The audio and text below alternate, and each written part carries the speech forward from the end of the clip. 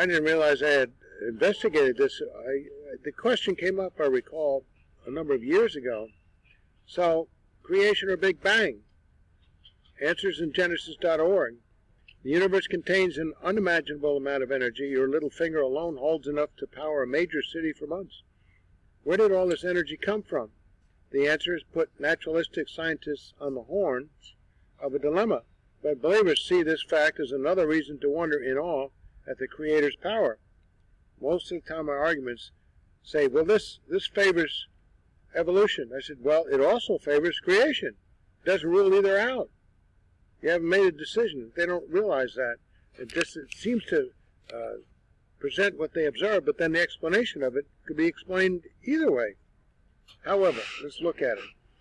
Two conflicting laws. Early 20th century physicists came to realize that energy and mass are equivalent. Surprisingly, energy has mass, and matter has intrinsic energy due to its mass. Energy can be converted into matter, and the energy in matter can be liberated into other forms following whose famous equation? Einstein, E equals mc squared, where E is energy, m is mass, and c is the speed of light. This means the universe contains a tremendous amount of energy, and not just in conventional forms, but as matter. So where is the problem for secular scientists? Physicists have long recognized the first law of thermodynamics. Energy can neither be created nor destroyed. Since matter and energy are equivalent, the sudden appearance of all the matter in the universe would violate this fundamental physical law. Big Bang theorists say there's a Big Bang and all of a sudden all this energy appears, all this matter. But that violates this law, unless there's a creator. So for a long time, physicists thought the universe was eternal, and that it had always existed. That's how they explain it away. Of course, how do you know either way? That's just not even your theory, your desperate guess. This certainly would avoid the problem with the first law of thermodynamics, often called the conservation of energy. But the second law of thermodynamics presents a problem for this view. While the first law says that the total energy of the universe does not change, the second law decrees that the amount of energy useful for work is continually decreasing. Eventually, given enough time, all the energy of the universe would equalize. Without useful energy, work is impossible.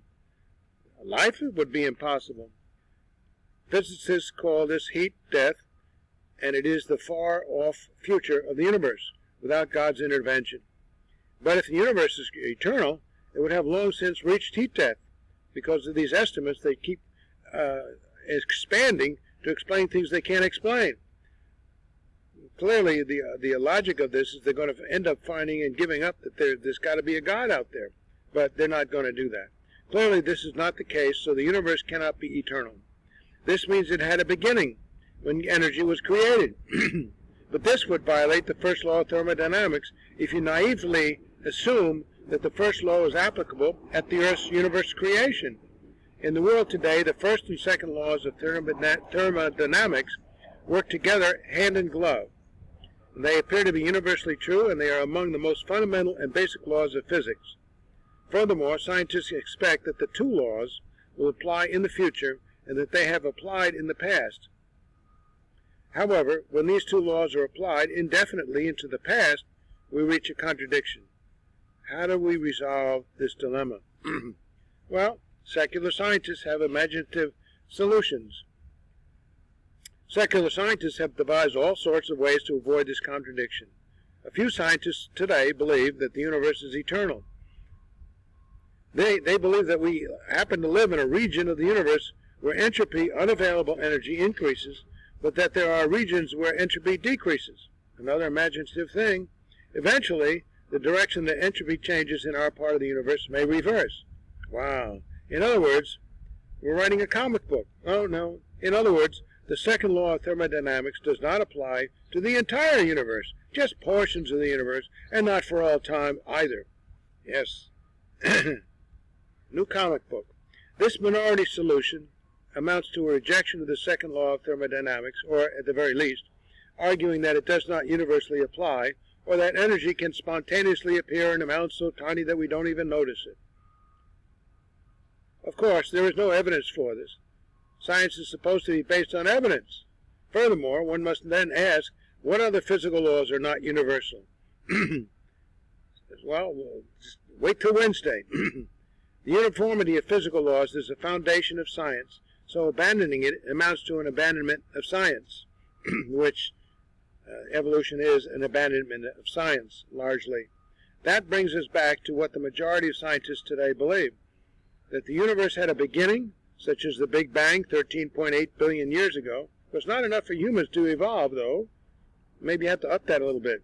But as we have seen, this would violate the first law of thermodynamics. Theoretical physicists had dreamed up elaborate ideas to explain how the universe could have come into existence without violating the conservation of energy. These approaches rely upon questionable interpretations of quantum mechanics and speculative ideas about physics, for which there is absolutely no empirical evidence, and a bunch of assumptions that things are true. Let's suppose this all were true. But it's so much has to be proved to be hypothetical in order to prove your point. It's nonsense. It's another comic book. Without any evidence, they are spun into clever philosophical arguments that contain no science. The fact that scientists talk about these ideas, often using scientific jargon, doesn't make it philosophy science. So philosophy and science are supposedly, they scream, oh, that's religion, but then they're doing their own philosophical thing, and they don't have a Bible to go by. They keep changing their own Bible. Since none of the answers secular scientists offer for this dilemma are scientifically tenable, perhaps the most obvious conclusion is correct. The origin of the universe cannot be explained physically. If something does not have a physical explanation, then by default, it has a metaphysical explanation. How about the God of the Bible? But this possibility is anathema to most scientists today. In their worldview, the physical world is all that exists, so there's no spiritual reality, and there is no God. They're happy with that. They don't worry about the contradiction. Well, they'll come up with another one Thursday. When faced with a phenomenon that has no physical explanation, their worldview does not allow for the only other possibility. Therefore, they must concoct a physical explanation, even if that explanation contradicts science. What is the takeaway? One big miracle. Two very well-established laws of science, when applied to the indefinite past, lead to a contradiction. The resolution of this dilemma ultimately results in abandoning either science or a physical explanation. Something that has no physical explanation could be called a miracle.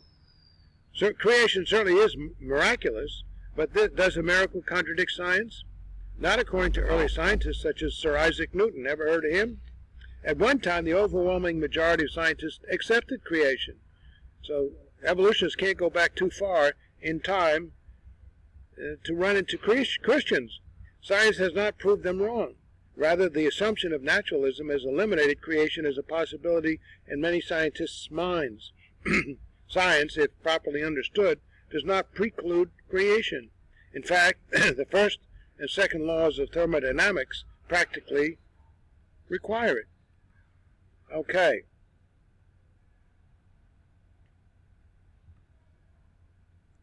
Take a look at this here. Galaxy-quasar connection defies explanation and contradicts the redshift expanding universe theory, which is the second reference we have here on this subject of the redshift and why our famous atheist didn't bother to explain to his poor Christians. Here's how he answered this. Okay, we can go back to my index under redshift. We find the quasar thing. Ever heard of quasars? I thought that was some kind of a cereal.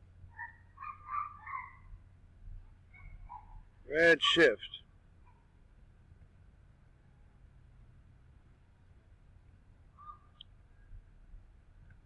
Let's look up redshift, or quasars.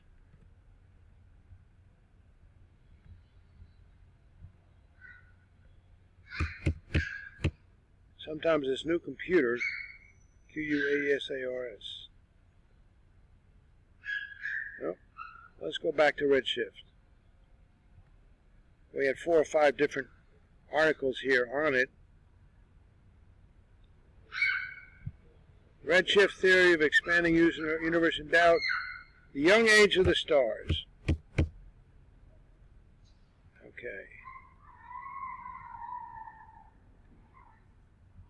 Star clusters. One type of galaxy in outer space is the star cluster, and there are many of them, and within each one are billions of stars. Some of these clusters are moving so rapidly that it would be impossible for them to remain together if the universe were very old. Large stars. Some stars are so large and radiate energy so rapidly that they could not have contained enough hydrogen to radiate at such fast rates for long ages because their initial mass would have had to have been too immense. Point 3. High-energy stars. 4 types of stars radiate energy too rapidly to have existed longer than 50,000 to 300,000 years. Binary stars. Most stars in the disk of galaxies are binary stars, 2 stars revolving around one another. Yet frequently one is classified as very old and the other very young. This cannot be.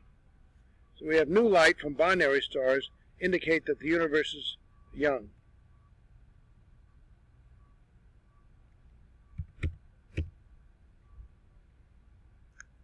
After 29 years of research, a creation astronomer has observable evidence that stars can't be billions of years old. Twinkle, twinkle, little stars? Unless you've been living in a cave for the past decade, you've heard about the popular television competition Dancing with the Stars. Everyone loves a star, but the real stars are in the nighttime sky, and most of them have a dancing partner too. When you stare up at a twinkling point of light in the night sky, you might actually be looking at a system of stars, not just a single one. Systems of 2 stars, binary stars, orbit one another on a continual basis. More than 60% of the single points of light we observe at night are multiple star systems. Some are 3 or more stars, but such groups are usually unstable.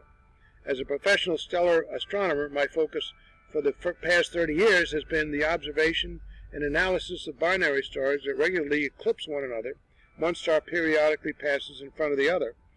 The variation in a binary star's apparent brightness during an eclipse reveals helpful details about both stars, including their temperature, atmosphere, geometry, and mass, and much more.